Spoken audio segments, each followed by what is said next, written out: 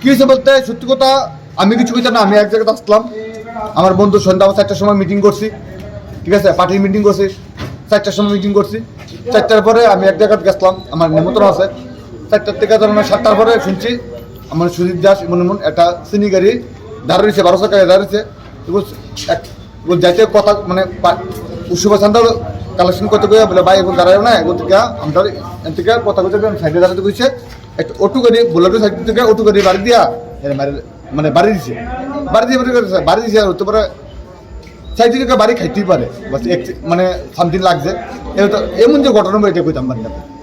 লাস্টে আমার মন কইছে ভাই এমন ভাই নাই নাই বলে আমরা আইসি কইছি তা হয়নি। কি নাম মারা গেছে যে? সুজিত দাস। বয়স কত?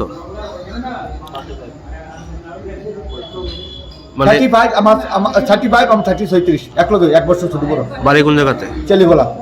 মানে আপনার কি মনে হইতাছে চিনি গাড়িটা দাঁড়ায় আসতো দেখি কি দুর্ঘটনা হয়েছে? চিনি গাড়িটা দাঁড়িয়েছে প্লাস হ্যাঁ মানে আমরা উৎসবের চান্দার লেগে আছো না, এটা ফুসটা দেখাইছি লাগে কইছে কইছে তুমি আগে যাও। হ্যাঁ এমনিটা কইছে বলে এমনি তো সাইড কইছে বলে এগুলো দাঁড়ান এগুলো যাও।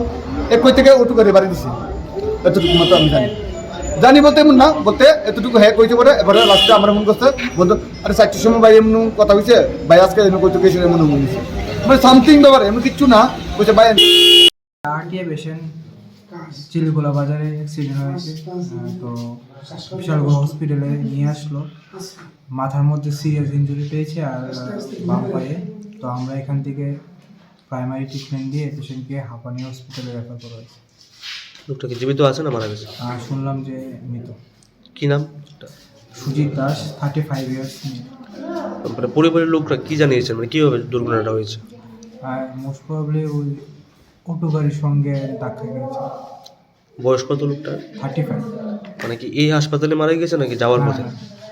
হসপিটালে হাঁপানিয়া হসপিটালে গিয়ে মারা গেছে।